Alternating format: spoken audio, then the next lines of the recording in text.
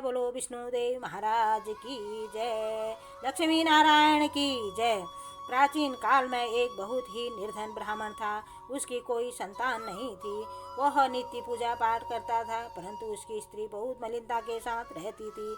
वह न स्नान करती थी, न किसी देवता का पूजन करती थी। प्रातः काल उठते ही सर्वप्रथम अपने बच्चों का भोजन जूठा खा लेती थी और भोजन कर लेती थी और कोई कार्य आरती करती थी। ब्राह्मण देवता बहुत दुखी थे, परंतु पत्नी को बहुत कुछ समझाते थे, किंतु उसका कोई परिणाम नहीं निकला। भगवान की कृपा से ब्राह्मण की स्त्री के कन्या उत्पन्न हुई। वह कन्या अपने पिता के घर में बड़ी होने लगी। वह बालिका प्रातः काल स्नान करके भगवान का जाप करने लगी। बृहस्पतिवार को व्रत करने लगी और पूजा पाठ समाप्त करके अपने स्कूल को जाती थी और उसमें मुट्ठी में अपने जौ भर के लेके जाती थी। वह पाठशाला के मार्ग में डालती जाती। वही जब जौ स्वर्ण के हो जाते तो जब पाठशाला से लौटती उन्हें बीन कर अपने घर ले आती थी। एक दिन वह बालिका सूप में जौ को फटक कर साफ कर रही थी और उसकी माँ ने देख लिया और कहा, हे बेटी, सोने को जौ को फटकने के लिए सोने का शुभ होना चाहिए। दूसरे दिन गुरुवार था। इस कन्या ने व्रत रखा और बृहस्पति भगवान से प्रार्थना करके कहा, हे प्रभु, मैंने आपकी पूजा अगर सच्चे हृदय से की है तो मेरे को सोने का शुभ दे दो। बृहस्पतिवार के दिन वह रोजाना की तरह जौ फैलाती हुई जाने लगी। स्कूल के मार्ग में स्कूल से लौटकर जब जौ बीन रही थी तो उसे एक बृहस्पति की कृपा से सोने का शुभ मिल गया। उसे वह घर ले आई और उससे जौ साफ करने लगी, परंतु उसकी माँ का वही ढंग रहा। एक दिन की बात है कि वह कन्या सोने के शुभ में जौ साफ कर रही थी। उस समय नगर का राजा वहाँ से होकर निकला। उस कन्या का रूप और कार्य को देखकर वह मोहित हो गया और घर राजमहल में आकर वह भोजन तथा जल त्याग कर उदास हो लेट गया। और राजा को जब इस बात का पता लगा तो राजकुमार ने अन्न जल त्यागा है तो वह अपने मंत्रियों के साथ अपने पुत्र के पास गया और बोला, हे बेटा, तुम्हें किस बात का कष्ट है? किसी ने अपमान किया है या और कोई कारण है तो मुझे बता दो, मैं वही कार्य करूँगा जिससे तुम्हें प्रसन्नता होगी। राजकुमार ने अपने पिता की बातें सुनी तो वह बोला, मुझे आपकी कृपा से किसी बात का दुख नहीं है। किसी ने मेरा अपमान नहीं किया है। मैं केवल उस लड़की के साथ विवाह करना चाहता हूँ जो सोने के शुभ में जौ साफ कर रही थी। तो राजा बड़ा आश्चर्य में पड़ा और बोला, हे बेटा, इस तरह की कन्या का पता तो तुम्हें लगाओ, उसके साथ तेरा ब्याह अवश्य करवा दूंगा। राजकुमार ने राजा के उस लड़की के घर का पता बतलाया। मंत्री उस लड़की के घर गए और राजा का आदेश ब्राह्मण को सुनाया। कुछ ही दिन बाद ब्राह्मण की कन्या का ब्याह राजकुमार के साथ हो गया। तो कन्या के घर से जाते ही ब्राह्मण देवता के घर में पहले की तरह गरीबी निवास हो गई। अब भोजन के लिए भी वो अन्न बड़ी मुश्किल से मिलता था। एक दिन दुखी होकर ब्राह्मण देवता अपनी पुत्री के पास गया। बेटी ने पिता की दुखी अवस्था को देखा और माँ का हाल पूछा। ब्राह्मण ने सभी हाल कह दिया और बेटी ने बहुत सा धन देकर अपने पिता को वहाँ से विदा कर दिया। इस तरह ब्राह्मण का कुछ समय सुख पर व्यतीत हो गया, लेकिन फिर वही हाल हो गया। ब्राह्मण फिर अपनी कन्या के यहाँ गया और सभी हाल कहा तो पुत्री बोली, हे पिताजी, आप माताजी को यहाँ लिवा लाओ, मैं उन्हें विधि बता दूंगी जिससे सभी गरीबी दूर हो जाएगी। ब्राह्मण देवता अपनी स्त्री को साथ लेकर पहुँचते हैं राजमहल में और पुत्री अपनी माँ को समझाती है और माँ समझने को तैयार नहीं और वो कहती है, हे माँ, तुम पहले प्रातः काल उठकर सर्वप्रथम स्नान करना, विष्णु भगवान का पूजन करना, जिससे सारी दरिद्राएं दूर हो जाएंगी। परंतु उसकी माँ एक भी बात नहीं मानती है। प्रातः काल उठकर अपने पुत्री के बच्चों का जूठन खा लेती है और एक दिन उसकी पुत्री को बहुत गुस्सा आता है और वो एक कोठरी का सारा सामान निकाल देती है और उसमें अपनी माँ को बंद कर देती है। प्रातःकाल उसमें से जब निकालती है उसे स्नान करा के पाठ करा के और माँ की उस बुद्धि तब ठीक हो जाती है। उसके बाद नियम से उसकी माँ पूजा पाठ करती है और प्रत्येक बृहस्पतिवार को व्रत रखती है और इस व्रत के प्रभाव से उसकी माँ भी बहुत धनवान और पुत्रवती हो जाती है और बृहस्पति देवता के प्रभाव से स्वर्ग को प्राप्त हो जाती है। इस तरह कहानी कहकर साधु देवता वहाँ से अंतर्ध्यान हो जाते हैं और धीरे धीरे समय व्यतीत होने पर फिर बृहस्पतिवार का दिन आया। राजा जंगल में लकड़ी काटकर किसी शहर में बेचने गया। उसे उस दिन से और दिनों से अधिक पैसा मिला। राजा ने चना गुड़ आदि लाकर बृहस्पतिवार का व्रत किया। उस दिन उसके सभी क्लेश दूर हो गए। परंतु जब दोबारा गुरुवार का दिन आया तो वो व्रत करना ही भूल गया और उस नगर में राजा ने विशाल यज्ञ का आयोजन करा दिया और शहर में यह घोषणा करा दी, कोई भी मनुष्य अपने यहाँ भोजन नहीं करेगा और समस्त जनता मेरे यहाँ भोजन करने आएगी। जो इस आज्ञा को नहीं मानेगा उसे फांसी की सजा दी जाएगी। तो राजा की आज्ञा अनुसार राजा के सभी लोग वहाँ से नगर के सभी लोग भोजन करने के लिए राजा के महल में पहुँचे और लेकिन लकड़हारा कुछ देर में पहुँचा राजा, इसलिए राजा उसको अपने साथ महल में ले गए। तब राजा को लकड़हारे को भोजन करा रहे थे तो रानी की दृष्टि उस खूंटी पर पड़ी जहाँ पर उसका हार लटका हुआ था। उसे वहाँ पर दिखाई नहीं दिया। रानी ने निश्चय कर लिया कि मेरा हार इसी मनुष्य ने चुराया है। उसी समय पुलिस को बुलाकर उसे जेल खाने में डाल दिया गया और जब राजा जेल खाने में पड़ गया बड़े दुखी रहने लगा और अपने उसी साधु को याद करने लगा जो उसे जंगल में मिला हुआ था। तत्काल बृहस्पति देव साधु का रूप धारण कर आ गए। उससे बोले, अरे मूर्ख, तूने तो बृहस्पति देवता की कथा नहीं करी, इसी कारण तेरे दुख प्राप्त हुआ है।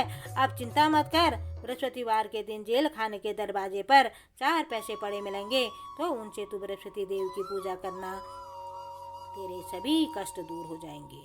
अगले बृहस्पतिवार को उसे जेल खाने के दरवाजे पर 4 पैसे पड़े मिले। राजा ने पूजा का सामान मंगवाया और कथा कही तो प्रसाद बांटा। उसी रात्रि को बृहस्पति देव ने उस नगर के राजा को स्वप्न में कहा, हे राजा, तुमने जिस आदमी को जेल खाने में बंद कर दिया है ना, वह निर्दोष है, वह राजा है, उसे छोड़ देना चाहिए। रानी का घुसी को हार खुट्टी पर लटका हुआ है, अगर तू ऐसा नहीं करेगा तेरे राज्य को नष्ट कर दूंगा। राजा प्रातःकाल उठा, खुट्टी पर हार लटका हुआ देखकर लकड़हारे को बुलाकर क्षमा मांगी और उसे राजा को योग्य वस्त्र आभूषण देकर वहां से विदा कर दिया। गुरुदेव की आज्ञा अनुसार राजा अपने नगर को चल दिया। राजा जब नगर के निकट पहुंचा उसे बड़ा आश्चर्य हुआ। नगर में बहुत पहले से अधिक बाग, तालाब, कुएं, धर्मशाले, मंदिर और आदि आदि चीजें बन गई थी। और राजा ने पूछा, ये बताओ ये किसके मंदिर और धर्मशाला हैं? तब नगर के सब लोगों ने कहा कि यह राजा, रानी और दासी के हैं। तो राजा को बड़ा आश्चर्य हुआ और उसे गुस्सा भी आने लगा। जब रानी ने यह खबर सुनी कि राजा आ रहे हैं तो उसने अपनी दासी से कहा, देख दासी, देख हमें राजा कितनी बुरी हालत में छोड़ के चले गए थे, हमारी ऐसी हालत देखकर लौट न जाए तो दरवाजे पर खड़ी हो जा। रानी के आज्ञा अनुसार दासी दरवाजे पर खड़ी हो जाती है। तब राजा आते हैं तो उनको अपने साथ ले आती है। तब राजा ने क्रोध आकर अपनी तलवार निकालते हैं और पूछते हैं, बताओ यह धन तुम्हें कैसे प्राप्त हुआ? तब रानी और दासी कहते हैं, यह सब धन हमें बृहस्पतिवार के व्रत के प्रभाव से प्राप्त हुआ है। राजा ने निश्चय किया 7 रोज बाद सभी बृहस्पतिवार का व्रत पूजन करते हैं, परंतु मैं रोज दिन में 3 बार कथा कहा करूँगा तथा रोज व्रत करा करूँगा।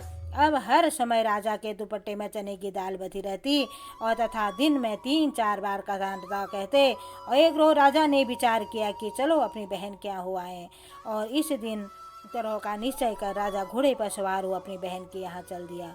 मार्ग में वो देखता है कि कुछ आदमी हैं मुर्दे को ले आ रहे हैं। उन्हें रोककर कहता है, अरे भैया, मेरी बृहस्पतिवार की कथा सुन लो। वो लोग बोले, अरे हमारा तो आदमी मर गया, इसको अपनी कथा भी बड़ी है। परंतु उसमें से कुछ आदमी बोलते हैं, अच्छा कहो हम तुम्हारी कथा भी सुन लेंगे। राजा ने दाल निकाली, कथा आदि हुई तो कहानी शुरू होने लगी तो मुर्दा हिलने लग गया। जब कथा आदि हुई तो मुर्दा हिलने लग गया और कथा समाप्त हो गई तो राम राम करके वो मनुष्य खड़ा हो गया। फिर राजा आगे चलने लगा। उसे चलते चलते उसे शाम हो गई। आगे मार्ग में एक किसान मिला, खेत में हल चलाता हुआ। राजा उससे बोला, अरे भैया, मेरी बृहस्पतिवार की कथा सुन ले। वो बोला, जा जब तक तेरी कथा सुनूंगा तू अपनी कथा तुम्हें 4 हरैया जोड़ लूंगा, जा तू अपनी कथा किसी और को सुनाना। इस तरह ही राजा के हरते ही बैल पछाड़ खार कर गिर गए। उसके पेट में बहुत जोर का दर्द होने लगा। उसकी माँ उसी समय रोटी लेकर आई। तो बेटे से सभी हाल कहा। तो बेटे ने सभी हाल अपनी माँ को समझा दिया, बता दिया। और बुढ़िया दौड़ी दौड़ी उस घुड़सवार के पास गई और उससे बोली, मैं तेरी कथा सुनूंगी, तू अपनी कथा मेरे खेत पर ही चलकर कहना। राजा ने दौड़कर लौटकर बुढ़िया के खेत पर जाकर कथा कही, जिसके सुनते ही बैल खड़े हो गए। किसान के पेट का दर्द बंद हो गया। अब राजा अपनी बहन के घर पहुंच गया। बहन ने भाई की खूब मेहमानी की। दूसरे रोज प्रातःकाल राजा जगा तो देखने लगा कि सब लोग भोजन कर रहे हैं नहीं। राजा ने अपनी बहन से कहा, हे बहन, कोई ऐसा मनुष्य है जिसने भोजन नहीं किया हो और मेरी बृहस्पतिवार की कथा सुन ले। बहन बोली, हे भैया, यह देश पहले ऐसे ही है। पहले ये लोग भोजन करते हैं, फिर अन्य कार्य करते हैं। ऐसा कहकर बहन देखने चली गई। उसने कहा, अगर कोई पड़ोस में हो तो मैं देख के आती हूँ। परंतु उसे कोई ऐसा व्यक्ति नहीं मिला जिसने भोजन नहीं किया हो। अतः एक कुम्हार के घर गई जिसका लड़का बीमार था। उसके मालूम चला कि इसके यहाँ 3 रोज से किसी ने भोजन नहीं किया है और उसने अपने भाई की कथा सुनने के लिए कहा। तो कुम्हार तैयार हो गया। तो उसने राजा ने जाकर बृहस्पतिवार की कथा कही, जिसको सुनकर उसका लड़का ठीक हो गया। अब तो राजा के प्रसन्नता होने लगी। एक दिन राजा ने अपनी बहन से कहा, हे बहन, मैं अपने घर को जाऊंगा, तुम भी तैयार हो जाओ। राजा की बहन ने अपनी सास से कहा, अपने भाई के साथ जाने की आज्ञा मांगी। सास बोली, चली जा, परंतु अपने लड़कों को मत ले जाना, क्योंकि तेरी भाई की कोई संतान नहीं है। बहन ने अपने भाई से कहा, हे भाई, मैं तो चलूंगी पर कोई बालक नहीं जाएगा। राजा ने कहा, जब कोई बालक ही नहीं जाएगा तो तुम क्या करोगी? दुखी मन से राजा अपने नगर को लौट आया। राजा ने अपनी रानी से कहा, हम निर्वंशी राजा हैं, हमारा मुंह देखने का धर्म नहीं है। वह बिना भोजन आदि के और सैया पर लेट गया। रानी बोली, हे प्रभु, बृहस्पति देव ने हमें सब कुछ दिया है, हमें संतान अवश्य देंगे। उसी रात बृहस्पति देव ने राजा को स्वप्न में कहा, हे राजा, उठ, सभी सोच को त्याग दे, तेरी रानी गर्भवती है। राजा को यह जानकर बड़ी खुशी हुई। 9वें महीने में रानी के गर्भ से एक सुंदर पुत्र पैदा हुआ। तब राजा बोला, हे रानी, स्त्री बिना रह के भोजन के रह सकती है, बिना कहे नहीं रह सकती। जब मेरी बहन आवे उससे कुछ कहना मत।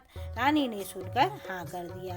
जब राजा की बहन ने सुसमाचार सुना, वह बहुत खुश हुई और बधाई लेकर अपने भाई के यहाँ आई। तभी रानी ने कहा, तो घोड़ा चढ़कर नहीं आई, गधा चढ़ी आई। भाभी, मैं इस प्रकार नहीं कहती, तुम्हें औलाद कैसे मिलती? बृहस्पति देव ऐसे ही हैं, जिनके मन में मनोकामनाएं हैं सभी को पूर्ण करते हैं। जो सद्भावना पूर्वक बृहस्पतिवार का व्रत करता है, कथा पढ़ता है, सुनता है और दूसरों को सुनाता है, बृहस्पति देव उसकी सदैव मनोकामना पूर्ण करते हैं। बृहस्पति देव उसकी सदैव रक्षा करते हैं। जो संसार में सद्भावना से गुरुदेव की पूजन करते हैं, व्रत करते हैं, सच्चे हृदय से उनका मनन करते हैं, उनकी मनोकामना पूर्ण होती है। जैसी सच्ची भावना से रानी और राजा ने बृहस्पति देव जी की कथा करी, उनका गुणगान किया, उनकी सभी इच्छाएं बृहस्पति देव ने पूर्ण की। इसलिए सबको कथा सुनने के बाद प्रसाद लेकर जाना चाहिए। हृदय से उनका मनन करते हुए जय जयकार बोलना चाहिए। बोलो बृहस्पति देव महाराज की जय। बोलो सत्यनारायण भगवान की जय। बोलो लक्ष्मी नारायण की जय। बोलो बृहस्पति महाराज की जय।